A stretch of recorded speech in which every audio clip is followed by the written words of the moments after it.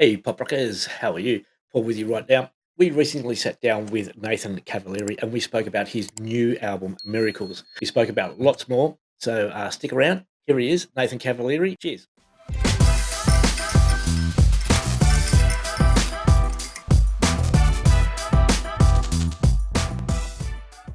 Good morning, Nathan. How are you today? Great, mate. How are you? Oh, I'm awesome. Awesome. See all your guitars in the back there. Yeah, just a few. Yeah, I Yeah, got a yeah. I normally have a drum kit set up as well, but that's all packed away and got the yeah, amps and an old ghetto blaster there that I yeah. found in my dad's garage. Oh, cool. Hey, you've got a new album out and you're doing a 26 date, 26 show tour Yeah. um, called the Miracles Tour. Yep. It's out now. How's that going for you? Yeah, good. I mean, we warmed up with Western Australia. We did 3 weeks in Western Australia at the start of the year. Yeah. Yeah, which was killer to see, like, up and down the west coast, all the way down to Esperance, all the way up to Broome, and then we're continuing to get on after the release of the album Miracles for the rest of the country. So it's we had our first gig last week, and it went really well. So we're super pumped about playing all these new tunes and telling some stories live to the people in the real world. Yeah, it's great that you actually come to WA because we miss out on so many artists coming to WA. And Of course, yeah, it's challenging because it can be quite expensive getting there, and we were lucky enough to get a little bit of support from the government on that one. We got a Rise grant to be able to tour a lot of those locations, and also some of the other locations that we're traveling up in, Queensland and Tasmania as well, have been supported by that. So but what a beautiful part of Australia. I did see you go to Kununurra. We're going to Kununurra. That's the only West Australia spot that we're going to in this leg of the tour. Yeah, correct. That's remote. Yeah. I mean, we were actually supposed to go to Arnhem Land.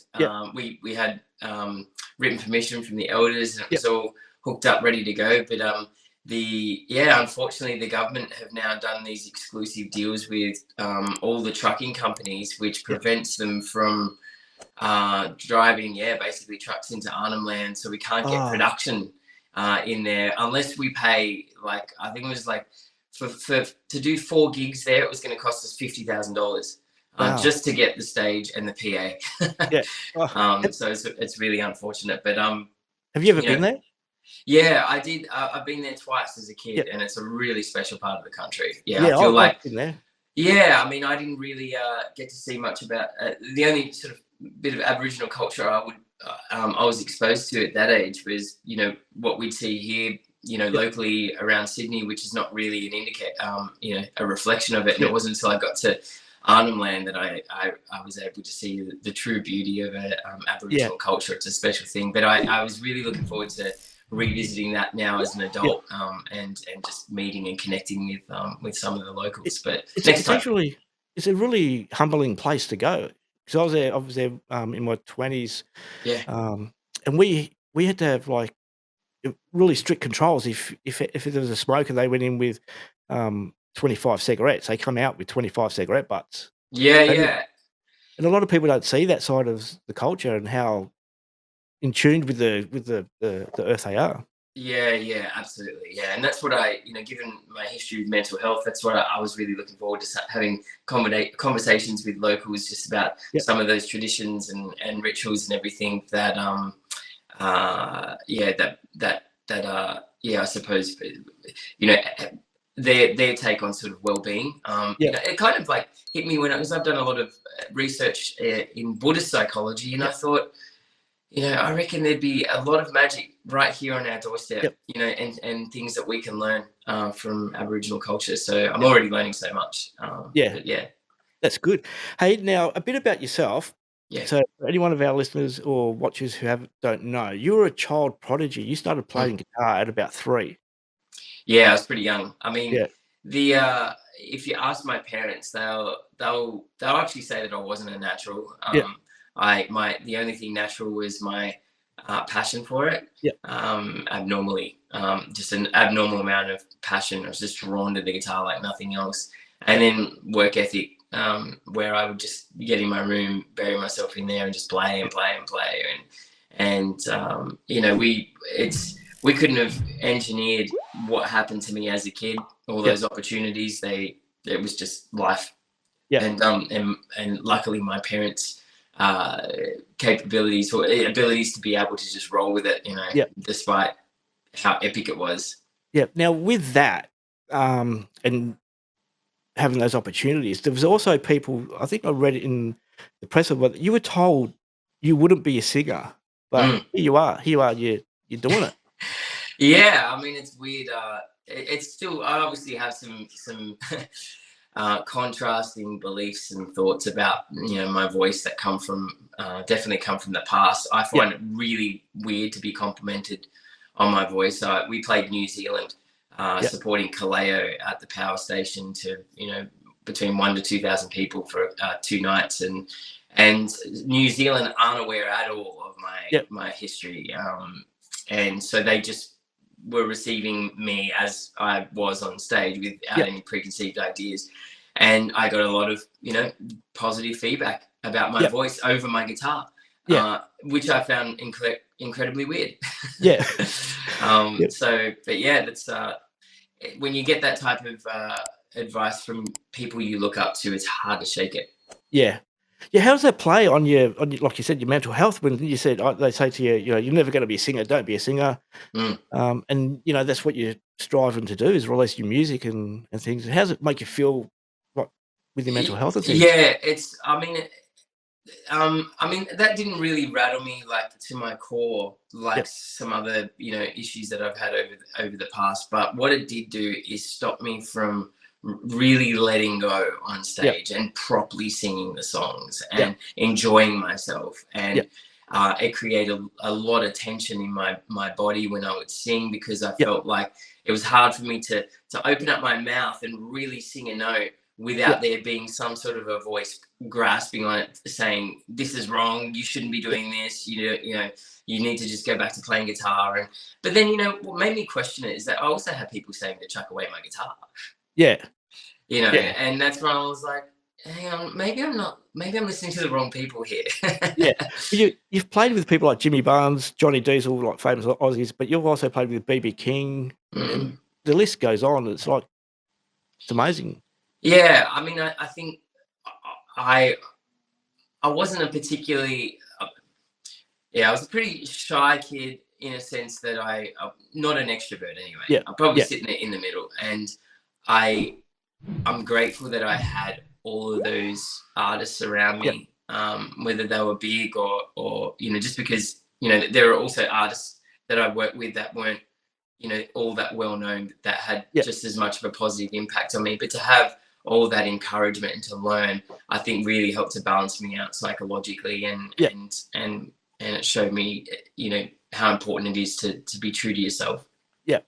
Now, what if you could, if you had a couple of seconds to say something to aspiring guitarists coming up and learning the trade, what would you say to them? I would say, like, hold on to that how do I put it, that first bit of magic that you had that inspired you to play guitar. Hold on to that, right? And use that as your anchor, because if you decide to make it professional, and to try and make a living out of it, you're going to be tested in so many different ways, from the advice Yep. that you're given, to trying to make decisions and balance financial pressures with creative pressures, and Yep. and all that type of stuff. The only thing that's going to stop you from getting lost in that storm of craziness is your ability to take that information and pair it up with something. Yep. And that's why your anchor is so important, because if a decision over here is taking you in a direction that does not align with the reason why you play, then you need to scrap it. It doesn't matter. It doesn't matter if Joe Satriani is telling you need to be doing this. If it doesn't align, you got to let it go and go over here. And that's probably the most important advice I would give. Well, last night I was listening to Miracles on YouTube and I was just sitting here having a listen, and I just happened to just reach across, like, I've got my guitar, and I'm not a guitarist at all. I've got 2 chords down pat, and I just wanted to play along. I had no idea what I was doing. Yeah. And listening to Miracles, I just sit there. It was it just made the sound, like, it just made me want to pick up my guitar and just strum along. I had no idea what I was doing. That I makes me totally happy. had the best time of my life in like just sitting there, no worries, no Having a nothing. jam. Yeah. Yeah. Oh, that's what it's about. Then, I mean, you know, and I also I think it's an important question to ask yourself if you're a musician and if you're good at it and you've got a gift, do you really need to make it a career? Do you need to make it a career out of it? I think there seems to be this message going around at the moment that just because you're good at something, then there is a pressure to turn it into a career. Yeah. Like I look at my dad, and he is really passionate about playing guitar. I mean, he taught me everything I knew up until a certain point as a kid. He hasn't turned that into a career, and he's happy about it. He sees life as the overall. It's like he lays bricks for a living. He's not passionate about laying bricks, right? But he, you know, he likes aspects about it. He's out, he's under the sun, he's getting fit, you know, and then he spends, you know, this other time playing guitar and that, you know, all those combination of things in your life add you know, yeah, I suppose it's important to just see things holistically. Yeah. Because I often watch too many musicians that have tried to turn it into a career when deep down you can tell that they didn't want to. It's just fun. Like it's just fun. Have a day job, have your fun, and you know. So I'm a great musician. I've got this awesome knack that I make people run. Oh yeah. Oh, you make run away. They run away, keeping people fit when they hear me. So it's like, oh, that's funny. Yeah. Well, we're here to talk about miracles. We've been chatting away for ages, and we haven't even spoken about miracles. How did you like? What was the passion behind it? What made you take nothing and turn it into miracles? Yeah, for sure. Well, it's definitely a contrast from my last album because my last album, Demons. Well, I'd say not a contrast, but an evolution because Demons was written at a time where I didn't think I'd return to music. The mental health challenges I had at the time rattled me so much that I didn't trust that I'd have the mental and physical capacity to play. Yep. But the writing continued, and that's what got me back in touch with writing as a form of self-expression and nothing beyond that. It wasn't about I got to write something for radio, I got to write something for this fan or whatever it was. Like I'm just writing for me. It's an expression of what I'm going through at the moment or what I've seen or whatever it is, right? And but when I did that album, I was also in a space where I was just dipping my toe in the water and I was still pretty tentative and now on the other side of that and having a couple tours under my belt and having released Demons, I have a fire and I know what I want, and so now it was about sort of confidence and having a bit more faith in yourself. You've learned as much as you can. Now it's just time to jump. You know, it's jump and believe. So the space in which I create miracles was that, and that affected everything from my business decisions to my creative decisions. Whether I, you know, it affected my decision when it came to me producing it and recording it myself and mixing it myself. I had trusted ears around me as well, so that kept me anchored. And and I suppose it took a lot of bravery at sometimes to sometimes do things despite what you think people are going to say. You know, like whether, and that was my biggest concern, is that I know that it sits beyond the blues. There's still blues in it. And here I am releasing an album that sits beyond that. Am I going to disappoint, you know, all the, you know, the people who have supported me up until this point and the traditional blues lovers? And in the end, it was just about doing something true. And that was pretty much the essence of it, is just doing something that's true in its deepest form. So, well, I've got to tell you, it's a great album. It really is a great album, and congratulations on getting it out. Thank you, mate. No. Cheers. Yeah, it's good. So people can get it. They can obviously listen to it on YouTube, but we, like, from our point of view, we like to promote the band, like the artists, because we know how hard it is to get with days like, you know, Spotify and streaming services. It's so hard to get an income. People can also, you've got your website. Yeah, I've got the website. So all the nathancavaleri.com. You know, you can get merch there. You can see all the tour dates as well. And you know, one of my favorite platforms at the moment has been Twitch. So I actually find that people who want to financially, you know, support a little bit more what an artist does, Twitch is probably, other than Patreon, is probably one of the only streaming platforms that gives you that opportunity for a member of an audience to financially support through subscribing or tipping. And what's your Twitch handle? Twitch handles twitch.tv/Nathan Cavaleri. Right. And but we do, I mean, I'm on there like 4 or 5 times a week. I streamed the whole album creation process for a year and a half on there. And then we take Twitch on the road as well. So I've got a filmographer that comes with us that streams, you know, certain gigs. You got on-stage experiences, off-stage experiences, and then we make all of that footage, like all the offcuts, all the raws available to subscribers, just to say thank you. So, So if anyone's out there listening, watching, whatever, head over to Nathan's Twitch page. Go to the merch stores. I can't stress this enough. You got to get involved and, you know, rep the t-shirts, rep the hoodies, hats. Anything you can get. Well, actually, I was gigs. For the old school Nathan. Now I'm a bit embarrassed to show you this, but this is actually sold the most. We trialed it last week. And everybody in my team said, you've got to create some nostalgia merch. And I'm like, no, I'm not doing anything of me as I was a kid. So I'm like, the only thing that I'll consider doing juxtaposition is, if you're going to take something of me from when I was a kid, you got to put it on something really adult. So, which is a stubby cooler. Oh, cool. There we go. So we're working on having those available on the merch store as well. They're a lot of fun, but I like, out of everything that I've ever sold as merch, these are just going nuts. So cool. Anyway, Who would have thought?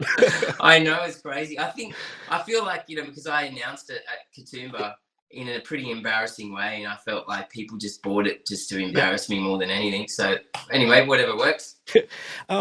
Well, one last question. We have a weekly wrap at the end of the week, and we have this thing called, we have 2 little award sections that we give out, and one's called the Lily Allens, where we have a bit of a whinge and a whine and a moan, like one of the lyrics from the song, and one of them's called the Booby Rexer Award.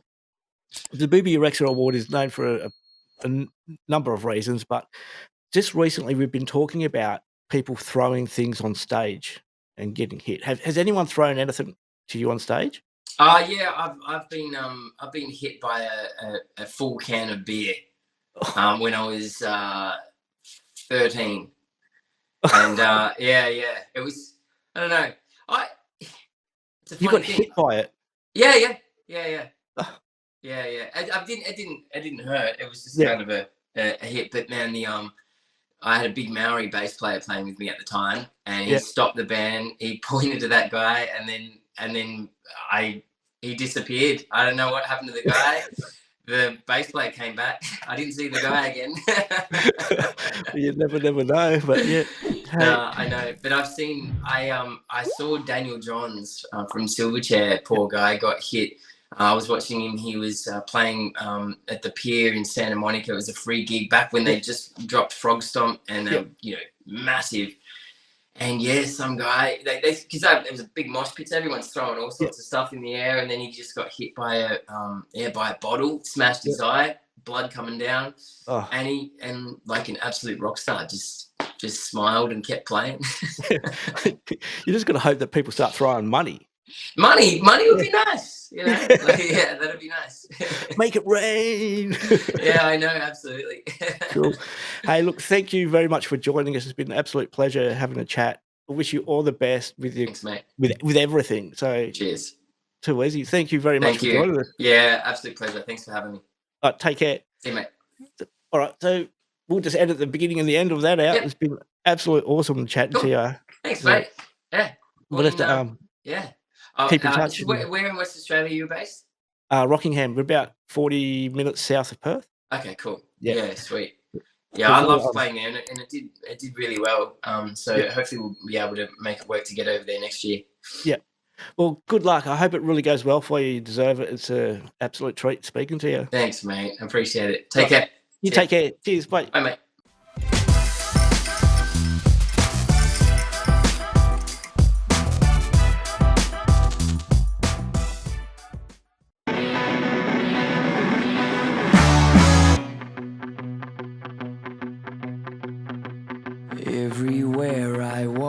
I sink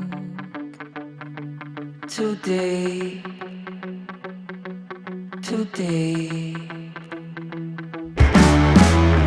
illuminated by an eye who thinks they can't see, they can't see.